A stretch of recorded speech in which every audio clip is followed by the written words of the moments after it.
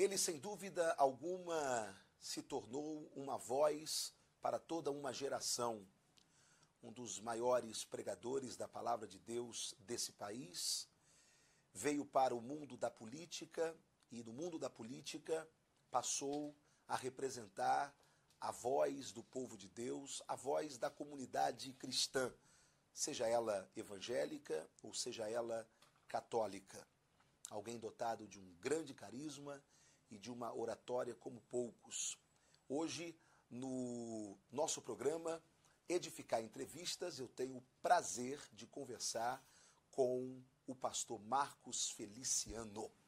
Marcos, tudo bem? Que prazer estar com você, meu amigo. Prazer é meu, querido pastor Otônio de Paula, pastor, vereador, legislador também, né?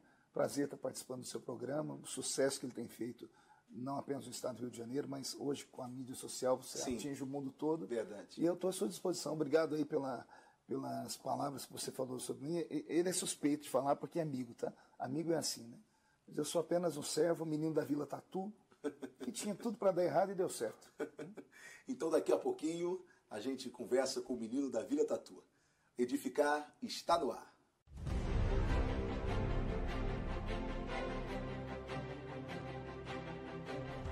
Programa Edificar, com Otônio de Paula Júnior. Olá, campeão. Olá, campeã. Eu sou o pastor e vereador na cidade do Rio de Janeiro, Otônio de Paula Júnior. E quero convidar você a estar comigo aqui na Band de segunda a sexta-feira, das 7 às 7h30 da manhã, com o nosso programa Edificar. Deus tem uma palavra tremenda para a sua vida. Então, de segunda a sexta-feira, Edificar está no ar comigo, pastor e vereador Otônio de Paula Júnior. Bem, o que me trouxe aqui hoje, Feliciano, primeiro, o reino de Deus, segundo, o profundo respeito e a profunda admiração que eu tenho por você. Nós estamos vivendo um momento muito difícil na nossa nação. A nossa nação, ela grita por justiça, ela grita por mudança. A população não aguenta mais viver os dramas que está vivendo e não aguenta mais ser refém de maus políticos, não é? E você sempre foi um arauto da verdade, quer no altar da igreja, quer nesses 2 mandatos consecutivos no Parlamento Nacional. Não há uma mancha na sua história política, na sua trajetória política. Seu nome não está em nenhuma delação premiada e em nenhuma das listas possíveis e imaginárias que a gente possa pensar. Mas, na última votação que mobilizou todo o país, que era a votação que a Câmara Federal liberaria ou não o presidente Michel Temer para ser investigado, o seu voto foi contra a liberação da investigação do presidente Michel Temer. Muitas pessoas se disseram decepcionadas com você, lhe colocaram numa vala comum, como se você fosse participante da mesa daqueles que você sempre condenou, que são os corruptos desse país. E eu vim aqui hoje para que você falasse para o povo do Rio de Janeiro e para o povo desse Brasil pelas redes sociais por que Marcos Feliciano votou contra a liberação do presidente Michel Temer em ser investigado. Quero te agradecer essa oportunidade. Você está me dando voz aqui para a nossa população, principalmente para o povo evangélico. Queria começar com 2 assuntos. Primeiro, ao amigo, a gente não precisa explicar nada porque é amigo. É verdade. Ao inimigo, não adianta explicar porque ele é inimigo. Verdade. Né? Segundo, existe uma diferença muito grande entre o político e o estadista. O político é aquele cidadão que sacrifica o futuro pelo momento. Seria o populista. Aquele que nesse momento ele quer ir com todos. mas ele, em nome do momento, ele sacrifica o futuro. O estadista é o contrário. É aquele que vê o futuro. Ao ver o futuro, ele sacrifica a sua popularidade nesse momento, porque as futuras gerações vão contar o que aconteceu. A igreja me conhece, você falou um pouquinho da minha biografia, eu não me vendi, nunca me vendi, já tive minha vida sacudida aqui pelo parlamento, pela imprensa, e não encontraram nenhuma nódoa no meu ministério ou na minha vida particular.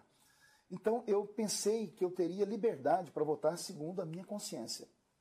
A minha consciência diz o seguinte, a minha consciência diz que o que está em jogo agora não é uma mera denúncia contra um presidente. É toda uma trama, é uma história que ela reflete lá para o submundo que a gente chama de esgotosfera. Né? É uma trama violentíssima que ela vem amparada pela grande mídia de televisão, vem amparada pelo Procurador-Geral da República, que é um ardoroso defensor do PT, indicação do PT. Então existe uma série de coisas que você não pode observar só o momento. É preciso observar tudo que está acontecendo. A esquerda brasileira, representada pelo PT, faliu. Nós falimos a esquerda brasileira com o impeachment da presidente Dilma Rousseff. Quando fizemos isso, naquele exato momento, a esquerda tentou dar, naquele tempo, o troco usando o revanchismo com Eduardo Cunha. Você deve se lembrar disso. Né? E qual foi a acusação contra Cunha aqui na Câmara naquele momento? A possível quebra de decoro por possivelmente ter mentido a uma comissão. Naquela época eu também votei, a minha votação é sempre assim, né? As pessoas falam, por que ele vota desse jeito? Votou com Cunha porque eu não votei com Cunha. Eu votei contra o PT. Eu sou um político ideológico. O que é um político ideológico? É aquele que tem uma bandeira. Minha bandeira é fixa. Minha bandeira não é apenas a representar a população brasileira. A minha bandeira é representar o nosso segmento. E ninguém mais sofreu com a administração do PT do que a igreja evangélica. A lei do PSIL, nesses últimos 14 anos, fechou quantas igrejas? O PL 122, que nós barramos aqui, mas o Supremo Tribunal Federal fazendo um ativismo tremendo, hoje sofre todas as pessoas com inibição. Você não tem liberdade de expressão, você não tem liberdade de consciência, você não pode expressar o que você fala. O politicamente correto acabou conosco. Tudo isso uma herança petista. Agora eles saem do governo. Ao sair do governo, você acha que eles iam deixar isso barato? Não, eles vão derrubar tudo e a todos. Quem conhece um pouco de política como eu conheço hoje, como o senhor conhece também, o senhor sabe que quando você aparelha um Estado todo, você leva ele para onde você quer. O que aconteceu com a Venezuela? Era o que ia acontecer com o Brasil daqui a uns dias. Se aparelha todo o sistema, você usa um linguajar populista, você joga a população contra as instituições e você vai falindo instituição por instituição. As instituições mais sagradas que nós tínhamos no nosso país, instituição de segurança pública, a polícia. Quando eu era garoto, você deve lembrar disso também, a gente brincava de bandido e mocinho. Sim. Todo mundo queria ser mocinho. O policial. O policial. Hoje, uma inversão de valores. A moçada quer ser o bandido. Por quê? Porque ser policial hoje, você é massacrado pela imprensa, que é quase que totalmente de esquerda. E o que é esquerda? A esquerda não é só um PT, não é um partido político. A esquerda é uma trama científica. A esquerda é revolucionária. Deixa eu explicar para o nosso ouvinte o que é um revolucionário. O revolucionário é aquele que vê uma casa velha, mas que ainda dá para ser usada. Ele diz, não, temos que destruir essa casa. Vamos botar fogo nessa casa e fazer uma casa nova. Vamos fazer uma casa diferente. Uma casa com 500 cômodos na vertical. Ele cria um mundo de fantasia na mente dele. Utópico. Utópico. Fala, vamos fazer essa casa. Ah, mas quem está lá dentro não quer sair. Então vamos destruir, vamos queimar e queima com a pessoa lá dentro. O que é o conservador? O conservador é aquele que diz assim, calma, mas se essa casa aguentou até agora, ela tem alguma história. Então nós não podemos mexer nesse alicerce. Queremos melhorar? Vamos esticar um cômodo para a esquerda, um cômodo para a direita, vamos melhorar o alicerce. Isso é o conservador. Então o conservador político, que nós todos aqui dizem que são conservadores, a direita brasileira, que não existe no Brasil, a nossa votação provou isso.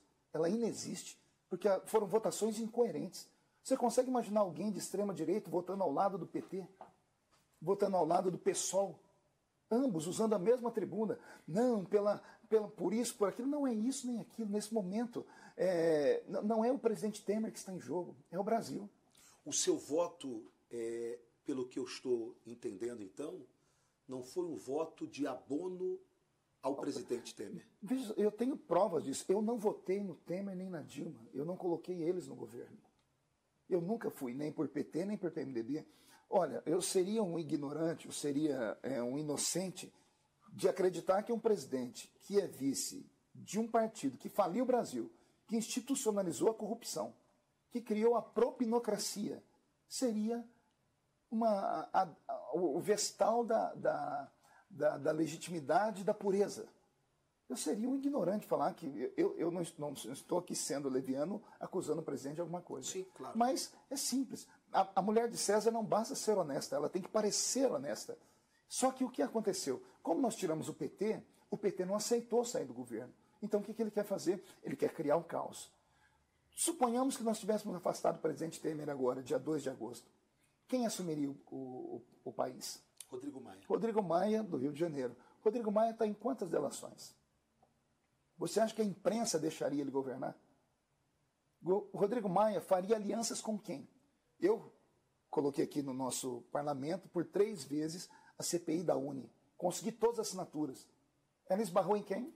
O Rodrigo Maia. Porque Rodrigo Maia fez um acordo com o PCdoB, Partido Comunista do Brasil. Não deixou andar a CPI. Rodrigo assumindo presidente, quem é que ia governar com ele o país? O comunismo. Os que hoje apoiam a Venezuela, em documento escrito. PT, PSOL e PCdoB iam governar o país de novo. Eu acho, olha só, desculpa lhe cortar, mas que eu quero chamar a atenção dos meus telespectadores por uma única razão. O que o deputado Marcos Feliciano está nos revelando aqui é um mundo que nós não conseguimos ver em casa. Nós não conseguimos ver pelos telejornais. O que ele está falando aqui, e com muita verdade, dando nomes, e como sempre ele foi verdadeiro, falando o submundo daquilo que não chega ao conhecimento da população. Então, o que você está mostrando é que havia e há uma trama para derrubar o presidente. Para derrubar o presidente. Eu dou provas, quer ver? Qual é o jornal que fala por todos nós no país? Jornal Nacional. Quais são os deputados que você vê aparecer todos os dias no Jornal Nacional? Deputados de esquerda. Alessandro Molon, que é do Rede, mas que já foi líder do PT na Câmara. Chico Alencar, que é do PSOL, mas que já foi do PT. São esses que falam pelo país. A Globo mudou de lado ou ela está revelando o seu verdadeiro lado? Eu não sei o que a Globo pensa, na verdade, porque a Globo ela sempre foi de vanguarda, né? Ela não é de esquerda nem é com direita, ela vai com quem está por aí. Só que, assustadoramente, ela deu um tiro no pé. Quem foi que deu o furo da gravação do Joesley Batista? Foi um jornalista da Globo. Só que eles pensavam e deram data. Noblar diz que em 24 horas ou 48 horas o presidente deixaria. Sim. E não conseguiram derrubar o presidente. Como não conseguem derrubar o presidente agora, veja só, é uma trama tão violenta. A Dilma foi flagrada em conversa com o presidente Lula, você lembra? Sim, claro. Por que o procurador da República nunca falou nada? Por que a Globo nunca falou nada? E a Odebrecht fez delação, não fez? Você está, então, relembrando a gente de que a postura diante de uma coisa... do Janot, do Procurador-Geral da República, ela é dúbia, ou seja... quando era o PT, ele teve um comportamento, e agora você está dizendo que ele tem outro comportamento por conveniência, é isso? Eu dou provas disso. A Odebrecht deu sua delação. O dono da Odebrecht é bilionário. Só que ele está preso já há 2 anos. Todos que ele deu estão na cadeia. A delação de Wesley Batista deu quem? Quem está preso pela delação da JBS? E quem delatou teve quantos dias de prisão? Wesley Batista ficou quantos dias na cadeia? Nenhum. Inocentado. Tem alguma coisa. Será só um brasileiro que está cego pelo ódio, porque nós vivemos num momento difícil, no momento em que as instituições faliram, e esse é o desejo da esquerda, fale primeiro a polícia, fale a família, com as ideologias de gênero, você destrói os alunos, e por último você fale o parlamento. Porque quando tudo isso acontece, qual é o resultado? Você divide o país. Quando você divide o país, você cria um caos. O que aconteceu com Maduro essa semana? Acabou com o parlamento, criou uma nova constituinte, impôs de cima para baixo e criou uma ditadura. Isso é o regime bolivariano. Foi o que eu anunciei aqui, eu fui o primeiro a falar aqui, que o projeto PT era transformar o Brasil num regime bolivariano. Então, Feliciano, para a gente colocar muito claro isso, muito claro, o seu voto não foi um voto para inocentar o presidente. Inocentar o presidente. Não, e vou até explicar o porquê. Uma mentira deflagrada pela mídia. Nós não arquivamos a denúncia contra o presidente. Sim. Não foi arquivada. Ela foi prorrogada para o dia 1º de janeiro de 2019. Ele vai ser investigado. Em 1º de janeiro de 2019, ele deixa de ser presidente da República e se torna um réu comum. Isso deve parar na mão do juiz Sérgio Moro. Ele será julgado. Você tomou essa decisão pela nação? Pela nação, pelas pessoas que acreditam em mim, por toda a luta que nós tivemos aqui, arrancando o PT, que destruiu a família brasileira, que destruiu, que botou 14 milhões de pessoas desempregadas. O brasileiro tem memória curta. Como é que um presidente que está 1 ano no governo, vamos lá, está 1 ano no governo, como é que ele sai na capa da revista Época como chefe da maior quadrilha organizada da história do Brasil? Ele está 1 ano no governo. Você ouviu esse mesmo presidente falar em outras vezes que ele era o vice era só de fachada. Ele era só uma paisagem. Reclamando com a ex-presidente Dilma. A presidente Dilma não deixou ele receber o vice-presidente dos Estados Unidos. Como é que esse homem pode ser o chefe da grande quadrilha? A presidente Dilma, quando foi negociar com o PMDB, foi até o Rio de Janeiro falar com o Pisciani. Você entendeu? Então, tá aí. Então. Agora, como é que de repente, da noite para o dia, esse homem se torna o chefe da maior quadrilha do Brasil? Ei, e o Lula, que está com a prisão decretada? Ninguém fala nada. Ninguém fala nada. Ninguém fala dos deputados do Rio de Janeiro, que hoje, avestais da pureza aqui, estão todos dados em delações, são réus sendo investigados por... Teve no Rio de Janeiro, teve uma deputada que é do PCdoB, ela estava com problema de vender Minha Casa Minha Vida. Eu vi denúncias, saiu em todas as revistas, nos jornais, pessoas dizendo que para conseguir a casa tinha que dar uma propina para deputado. Ei, calma aí, tem alguma coisa estranha. Agora, ninguém lembra disso.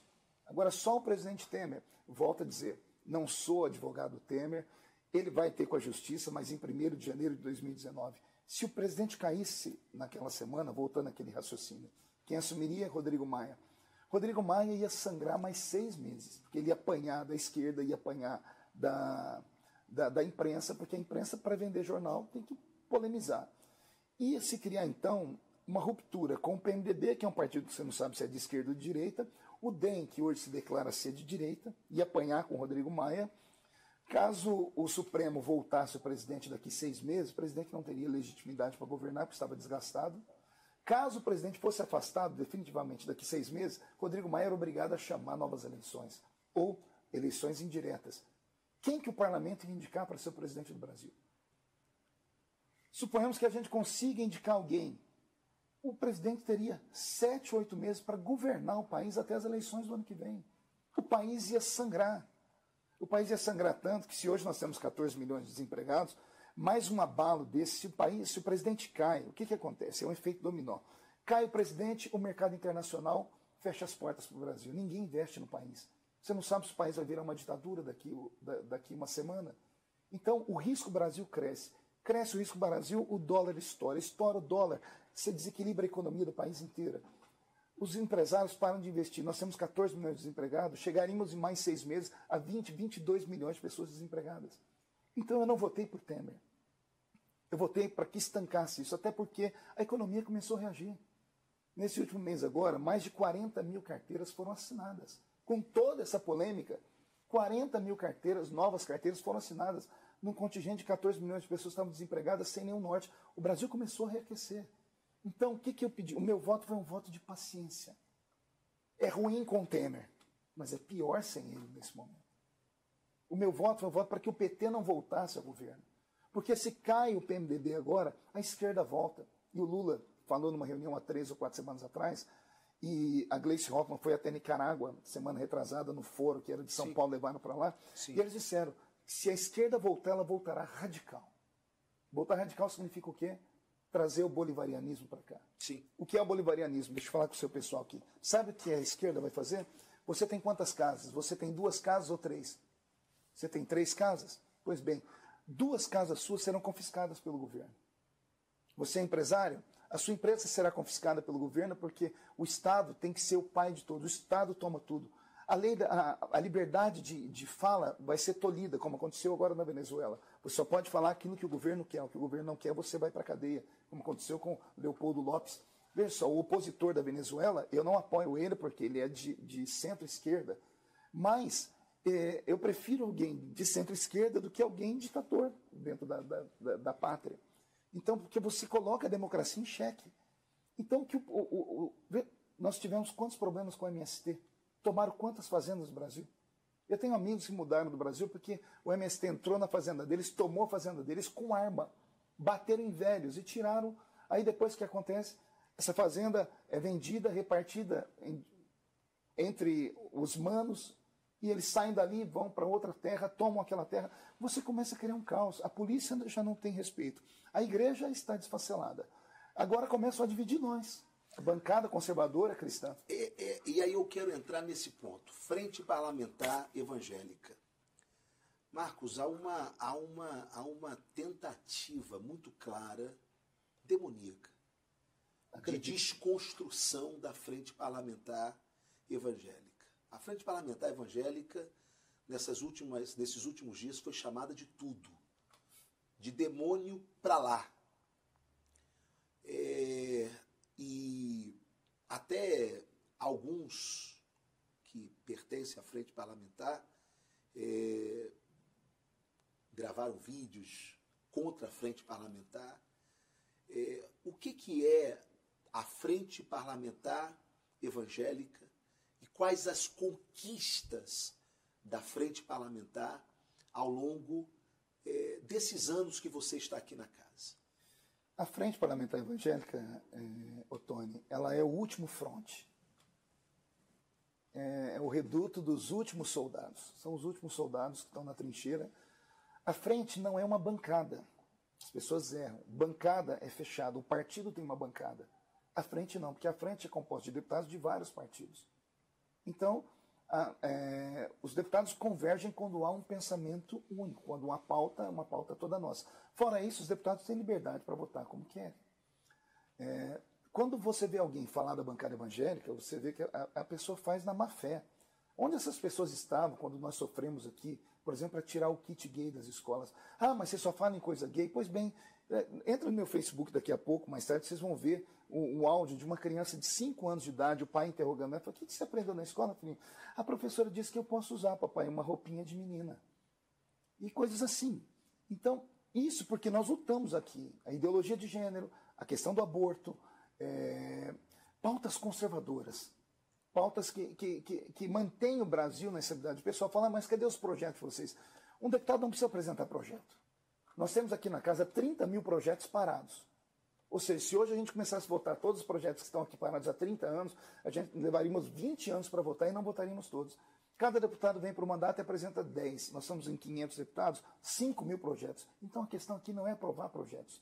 É lutar para que as coisas erradas sejam consertadas e que não cheguem coisas novas. Né? Então a bancada evangélica ela está sendo, nesse momento, sofrendo preconceito de pessoas que, por uma pregação populista, porque é populismo isso, pessoas que não entendem de política. Né? O termo certo, aquele que não entende de política, no latim é idiotes. A palavra idiota vem do latim idiotes, aquele que não entende política. Então não é tolo, não é burro, como as pessoas usam no Brasil. Então nós temos um grupo de pessoas idiotizadas pela mídia social. Somado a isso, o povo está revoltado. Né? Deixa eu ver, não somos só nós que estamos apanhando, que votamos pela permanência do presidente. Quem votou contra também. O Brasil está dividido. Herança petista. Quem ganha com isso? A esquerda. A esquerda ela é ideológica e a esquerda vem para destruir os valores. O moral judaico-cristão não tem peso para eles nenhum. Então o meu voto, o voto daqueles deputados evangélicos, eu falo por mim, não posso falar pela bancada, mas os amigos que eu conversei, conheço todos eles. Não há nenhum deles que são vendidos, não há corruptos. São homens que têm um pensamento. Nós temos aqui uma ideologia. Eu tenho minha ideologia. Eu desafio as pessoas a chacoalharem a minha vida. Eu ganhei o quê? Ah, mas saiu na imprensa que o senhor teve emendas liberadas. Eu sou parlamentar. Eu sou parlamentar há 7 anos. As emendas hoje são impositivas. Nós votamos isso no último mandato. Por quê? Porque o governo usava as emendas para amarrar o deputado. Ou você vota, ou eu não libero a emenda. A emenda não é dinheiro para deputado, não, gente. A emenda é dinheiro para ele mandar para a base dele, para as cidades que deram voto para ele, para construir creche, para construir asfalto, para construir hospital. Então, as emendas liberadas são emendas impositivas. A BBC fez uma matéria essa semana dizendo que tanto deputados que votaram contra e a favor tiveram o mesmo tratamento das emendas liberadas. Então, eu não ganhei nada do governo. Aliás, eu sabia do desgaste que eu teria. E sabia também que ia ser muito difícil explicar isso para o povo. Mas eu não posso ser desonesto comigo, com a minha consciência, eu não posso ser irresponsável. Enquanto eu puder segurar o Brasil, que nós estamos há 10 meses da eleição, basicamente isso, enquanto eu conseguir segurar o Brasil desse momento, é ruim, eu repito, é ruim com o Temer, mas é pior sem ele. Enquanto eu e alguns amigos tivemos aqui condições e apanhamos, porque estamos apanhando muito, talvez a história no futuro vá se lembrar. Não, aquele pessoal segurou por um momento histórico. Basta você sentar com uma pessoa que tem inteligência, com pessoas que conhecem a realidade, eles vão te falar o mesmo discurso que eu estou fazendo aqui. Marcos Feliciano, prazer estar aqui contigo. O prazer é meu, Tânia. Deus te abençoe. Amém. Eu torço para que Deus continue lhe conduzindo da forma que você tem sido conduzido. Eu queria só dizer uma coisa aos meus telespectadores, a quem está nos vendo agora. Talvez seja Marcos, seja qualquer um da frente parlamentar evangélica ou fora dela, talvez um político tenha te decepcionado porque ele deu um voto que você não gostaria que ele desse. Agora, antes de você desqualificá-lo por conta desse voto, que é o voto de consciência de cada um, e quem não concordar se candidate e fique no lugar desse parlamentar, mas investigue a vida dele, levante a vida dele. Eu estou dizendo que ninguém resiste hoje a um clique do Google. Ali você conhece tudo sobre a vida, até sobre a intimidade de alguém. Então faça isso. Eu só abri esse espaço para o Marcos Feliciano, porque eu conheço seu caráter, conheço sua vida, a sua idoneidade, e ainda que o seu voto pudesse não ser o meu voto, ainda que o seu voto pudesse não ser o seu voto, mas uma coisa é certa, a gente está diante de alguém que sempre defendeu a fé, que nunca negociou, que nunca colocou o seu caráter no balcão de negócios. Feliciano, parabéns, Deus te abençoe, sucesso, meu irmão. Todos nós, a você também, sucesso à sua carreira política, que seja brilhante. Obrigado, meu irmão. O Rio de Janeiro é muito bem representado por você. Obrigado. Um abraço a todos, nas orações, não esqueça de orar pelo seu irmãozinho aqui, tá? Amém. Edificar fica por aqui, e lembre-se, vitória não é para quem quer, vitória é para quem insiste, vitória é para quem nunca desiste.